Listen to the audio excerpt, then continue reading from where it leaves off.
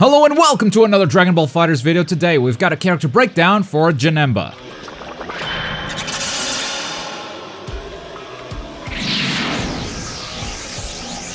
This video is brought to you by Tyrant Comics. Looking to take a break from the usual manga, DC or Marvel stuff you've been reading? Then give Tyrant Comics a shot. In general, their comics are about the fight against tyranny. Today we're highlighting two of their comics. First up, Star Free in Dreamland. This short story gave me some Sailor Moon vibes, so if you're a fan of Sailor Moon, definitely check this one out. I love the art and it's incredibly cheap. It's a great entry point into Tyrant Comics. And then we have The Savage Swordsman. This comic does not take itself seriously at all. It's a comedy, it's superhero satire. I mean, the hero is a barbarian swordsman in the modern times, and he brings with him witch hunts, dragon slaying, all that medieval madness into the modern era. It's absolutely ridiculous, and it literally made me laugh out loud a couple of times while reading it. If you want to learn more about it, check out their Indiegogo page. You can find more info on the author, the artist, and even some concept art and bonus goodies. Big shout out to Tyrant Comics, thank you for the sponsorship. Make sure to check them out in the links down below. Janemba is quite an unconventional character. He's got a lot of tools that will feel somewhat familiar, tools that we've seen in other characters, but that have never been combined this way, which makes him rather unique. So let's start by talking about some of his normals. First up, his down light is not a low attack. In fact, the only load that Janemba has is his down medium. So when you're blocking against Janemba, you're pretty safe just standing up for most of the time. His mix-up is mainly gonna rely on overheads and cross-ups. His special attack buttons throw some rather unique ki blasts. Janemba puts his hand in a portal, which then throws some ki blasts at the opponent's location. This move tracks the opponent, so in a combo you can almost always extend by doing this. Pressing the button repeatedly gives you multiple ki blasts, and you can control where they come from. This is important because these ki blasts will make the opponent bounce into the ground or throw him up into the air depending on what hits them. So for combo extensions, you'll want to experiment with different directions. Despite them looking very different from usual, these are still ki blasts, meaning they share the same priorities as other ki blasts. They can be reflected, they can be super dash through, which is important to keep in mind, especially when you learn that this is also his assist. Janemba will throw two ki blasts from the assist position, and this assist tracks the opponent, meaning that for combos, it is actually very good. You can extend combos while being pretty high up in the air, something most assists cannot do, but for neutral and block strings, they end up being very unsafe. Janemba's jumping heavy attack looks normal until you notice that it hovers a little bit. It keeps Janemba in the air just long enough to throw off the universal pressure we're so used to. Instant air dash into heavy attack is something that you can do, but because of that little hover, you'll lose your turn to attack before you even hit the ground. So for this type of pressure, Janemba will most likely be using his jumping medium attack, which you can still safe jump using his medium, so it's just a matter of pressing a different button. Finally, his jumping down heavy hits the opponent into a wall, similar to the way Beerus or Cell launch the opponent, and this means that you can't just end your combos with a regular heavy attack, because if you do, you won't get a sliding knockdown. Luckily for Janemba, he's got a special attack that can help you with that, so let's move on to his specials. We'll start with Shadow Kick, the tool that allows Janemba to get a sliding knockdown from pretty much any situation. Just pressing down medium in the air will have Janemba stick his foot through a portal and hit you with an overhead attack. This is how you'll end most of your combos. And it is listed as a special move despite it not having a command input or just looking like a normal, which means that in a combo you can put it where you would usually throw a special attack. Coming from a jumping down heavy or a ki blast flurry, you can usually combo into this pretty easily, and even coming off a vanish you can get a sliding knockdown using this move. Plus, if you're not looking to initiate a combo but just finish off an opponent, this is an extra overhead that can come in clutch. Next up we have Demonic Blade with quarter circle forward and an attack button. This is your go-to attack for damage. Especially in the corner, you can make use of this for some pretty high damage extensions, since the medium and heavy attack versions will cause a wall bounce. This attack also gives you same side snapbacks in the corner. Just throw a ki blast in a combo into the medium attack version and that snapback is yours. The heavy attack version can be quite a threat in neutral as well, simply because it's really fast, covers most of the screen, and you can combo from it. But even without the heavy attack version, the light and medium are still pretty fast and you can confirm into a vanish combo, making this a pretty good tool in neutral. Next up we have Mystical Arm with quarter circle backwards and an attack button. Janemba stretches out his arm and grabs the opponent. This is a command grab, it cannot be blocked. And if it connects, it actually seems like it has a lot of range, but nah, that's fake news. This ability's reach is actually not that big. The light attack version is the fastest and causes a sliding knockdown. The medium attack version is slightly slower, but it allows you to combo into it if you're in the corner. And the heavy attack version is both fast and lets you combo for 1 bar of meter. Even if you're in the mid screen, you can combo after the grab without an issue. This is one of Janemba's main tools for for mix-up. Remember, he doesn't have any lows besides his down medium, so he needs all the help he can get for the mix. Then we have Hellgate with quarter circle back and an attack button while in the air. Janemba throws the small orb that later expands, dealing damage to your opponent. The orb doesn't do anything while it's small, it's as if it doesn't even exist, but Janemba can control when it expands and explodes, so its presence can scare your opponents. The different attack buttons give the orb different travel speeds, with the light attack button being the slower orb, but using faster orbs may also mean a longer startup time for this attack. If you hold up on the D-pad, you'll also change the direction of the orb, it will float slightly above the ground. This is obviously a setup tool, something for you to use on O-key or snapback, though on O-key it's not super easy since Janemba ends most of his combos by teleporting back to the ground, which would mean you'd have to jump and then do this move or some more advanced stuff like TKing the move itself. And on snapback, this option is actually not true at all. If the opponent mashes, they can win that exchange or simply vanish out of it when they see you setting up the orb. However, if you have an assist to make up for those flaws, this can be a very scary setup. Janemba can air dash after this move, letting him throw some late overheads, maybe even try some cross-ups, and the orb is gonna make that mix-up confusing because it covers the character blocking, so with an assist, it can get very chaotic in there. Next up, the move that really makes Janemba the character he is, the Phantom Shift with quarter circle forwards or backwards and the special button. This is commonly referred to as the teleport, and you can control where you teleport to with your directional inputs. If you do a quarter circle forward, you'll move forward. If you do a quarter circle back, you'll move backwards. But you can also move up if you hold the up direction, and you can move down if you're in the air. Even diagonally, you can move in all 8 directions. Now, this move has a couple of interesting properties. One, it can obviously be used for mix-up. You throw an assist in there, and you can freely teleport and mix up your opponent by going up for an overhead, by crossing over to their back, or why not both? Cross up overhead. I like those, especially with assists that make it really ambiguous. But then this also has invulnerability starting on frame 3, so you can use it as kind of like a DP. I wouldn't recommend it using on wake up since it's not a frame 1 invulnerability, but after a vanish, for instance, you can use it to regain your turn. And what's better is that this isn't an actual DP, which means you can call assists as you use it. The Phantom Shift also allows you to follow up combos after a jumping down heavy launcher. If you've already used your super dash, then don't worry, you can still follow up, teleport diagonally, and just keep comboing, which means Janemba can confirm into a full combo from a super dash. So this is a special move that you'll be using a lot as you play with Janemba. And our last special move is the Dimensional Hole with down down special. On the ground or in the air, this is a projectile parry. Janemba absorbs your projectile and then shoots it back at you through a portal. If Janemba absorbs a projectile, he'll become invulnerable for the duration of this move, so you can't just vanish after he absorbs it. You'll either have to take the counter or block it. And on top of that, he treats all assists as projectiles. So if you see an assist coming out, you can just parry them, and that makes this special one of my favorite abilities from Janemba. Moving on to his supers, he's got 2 level 1 supers and a level 3. Our first super is the Rakshasa's Claw, which can be done on the ground or in the air. Out of the 2 level 1 supers, this is the one that deals the most damage. You have to be pretty close to your target to hit him, despite it looking like a sword projectile. And if he's on the bench, this is the super he'll throw on a DHC. It is a cinematic super, so it will interrupt the previous super's damage, so delay it as much as possible. On the other hand, if you want to follow up Janemba's super with someone else, be careful, because at the end of the animation, Janemba pops the opponent up, which will make some supers miss. Beam attacks, for instance, they will miss at the start, so what you have to do here is just wait.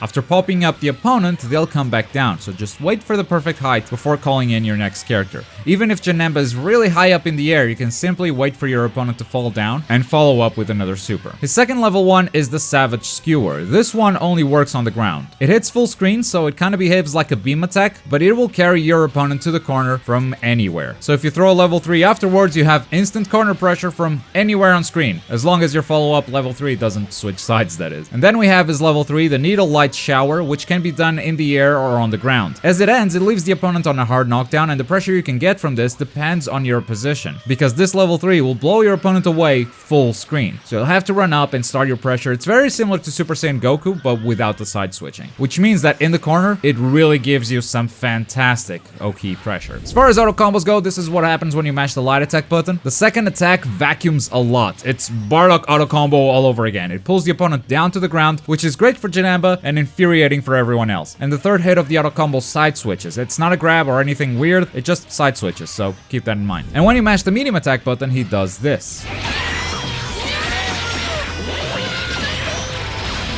And now that we know his moves, here are some tips on how to use them. Given his assist, Janemba belongs in the point position as a character, because while his assist is great for combo extensions, I mean honestly one of the best assists for extending combos, it's not a big help in neutral or block strings, since the assist consists of ki blasts. They can be reflected or super dashed through, so his assist ends up being the main reason for so many people calling him a bad character so early after his release. If he's a character that belongs in the point position, he's competing with the likes of Bardock or Kid Buu, and why would anyone use Janemba over those characters? And I hear you, but that doesn't make Janemba a bad character, it just doesn't make him a top tier. But screw tier lists, right? You can have fun with this game without worrying about the meta, and Janemba is a ton of fun. If you're used to the typical Saiyan character, you'll need to go into practice, because muscle memory will mess up your combos a lot. But he's got some interesting tools to convert combos from places other characters can't. Going from a super dash into a jumping down heavy and teleporting to follow up is a great example of that. The lack of a low light means your mix-up focus is going to be on overheads and cross-ups. Apart from the things that every other character can do, like stagger pressure, universal overhead, stuff like that, Janemba's main tools for mix-up are going to be his command grab and his teleports, or even a mix of both. With his teleport, you can go for overhead attacks, cross-ups, cross-up overheads, or even just teleport while staying in place, faking that cross-up. Janemba can even cross-up in the corner, so you're never safe from that mix. In neutral, he seems to struggle quite a bit, but that's also why he's a point character. He's got assists to help him there. Your ki blasts, even though they track your opponent, they're pretty slow and easy to react to, so they end up not being the best option for neutral. They're mainly a combo tool, but his demonic blade can catch opponents at a distance. You can think of this as kind of like your beam attack, only it's a lot faster, but not quite full screen. Confirm that into a vanish like you would with any other beam. You can also punish opponents' mistakes pretty easily with his jumping down medium. You jumped over a beam, bam, down medium. And if you've got the meter, you can then follow up with a super for big damage. And don't forget to counter them with your projectile parry. Janemba has a lot of special moves. It's gonna be hard to remember them all when first picking up this character. But his projectile parry is so good because it catches assists as well as enemy projectiles. And if you land one of these parries, you've won the neutral already. Whether they take it or they block it, you can dash in and start your own pressure or combo. So don't sleep on this awesome tool.